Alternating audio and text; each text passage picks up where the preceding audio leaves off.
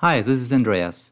Last November in 2022, I checked off an item of my bucket list to do a Red Sea dive safari in Egypt. The trip was organized by Inner Space Explorers and operated by the Carlton Fleet. During the 6 days on the liveaboard Iris, we were offered 17 dives from 9 different dive locations. Here's my configuration.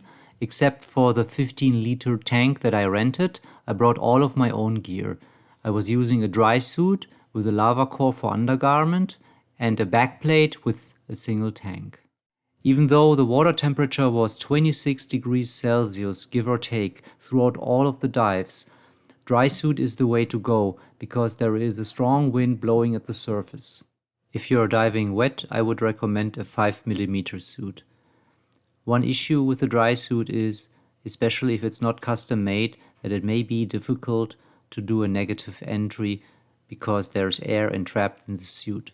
Another issue was that my rig was not streamlined. The hoses were too long and were causing entanglement hazards during wreck penetration. First stop was a check dive at Abu Ramada. I did not bring any clips from that dive. For the second dive, we headed over to small Giftun for a drift dive. We were dropped off by Zodiac. With the wall on the right side, we did a drift dive back to the boat.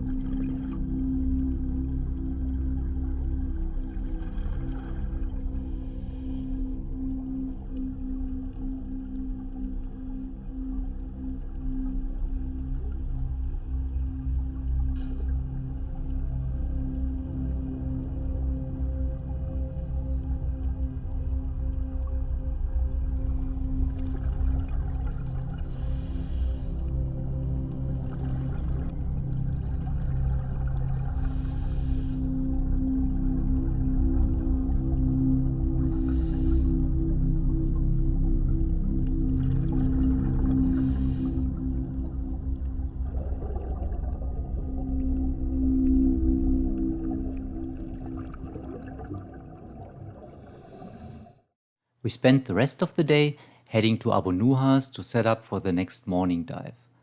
Abu Nuhas is a navigation hazard and quite a few ships have run into the reef. Divers on single tank got a guided tour to the Ghiannis D and the Carnatic. For the Ghiannis D, we were dropped off by Zodiac, explored the wreck and returned through the channel back to the boat.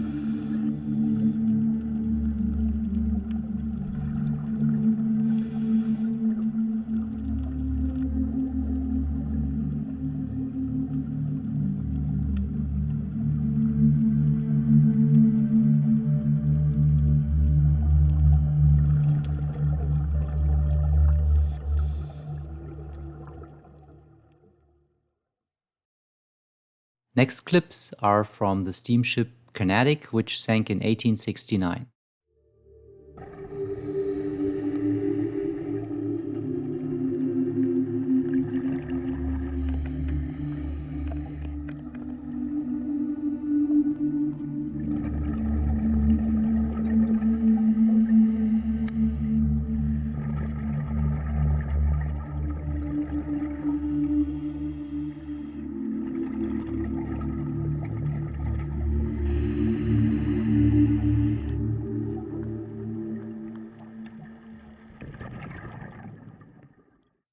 We headed further north for the Thistlegorm. Thistlegorm, a 126 meters long British cargo ship, sank in 1941 during a German airstrike. Entering the wreck at the cargo area, you can find war goods like motorbikes, jeeps, and rifles. We did 2 dives at night and in the morning. Here are the clips from the morning dive.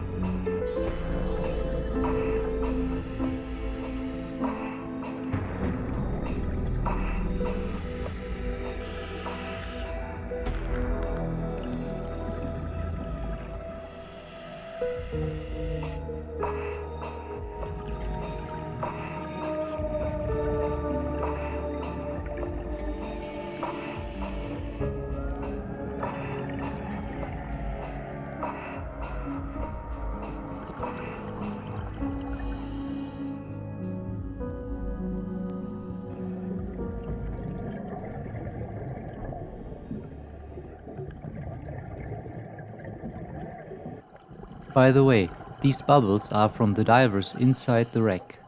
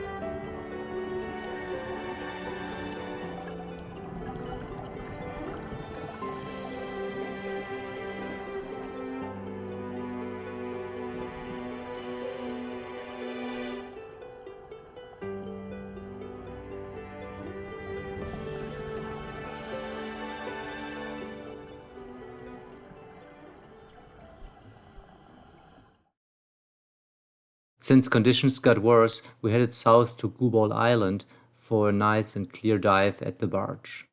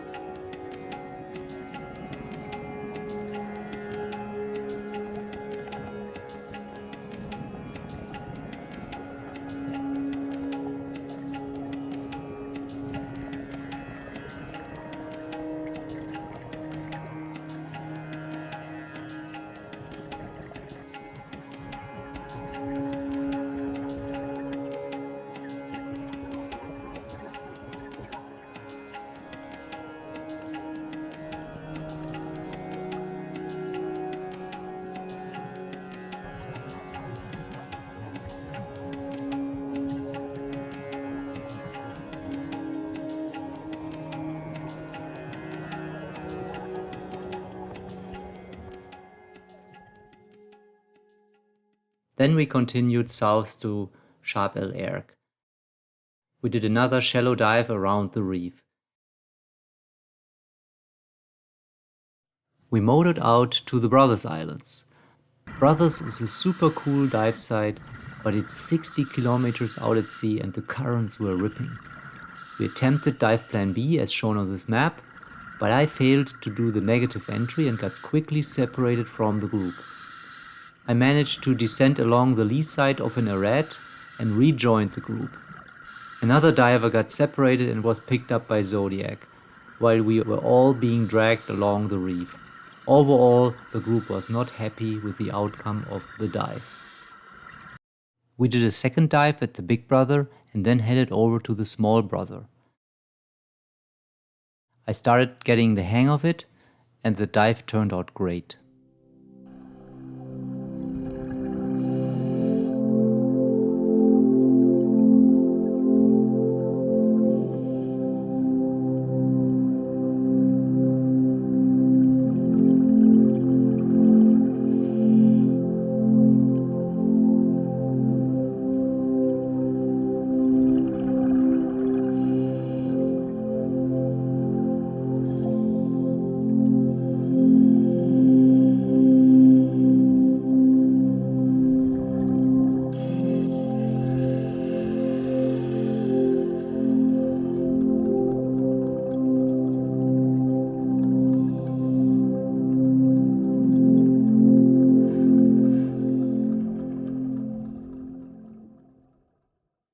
Then we headed back to the coast for the wreck Salem Express.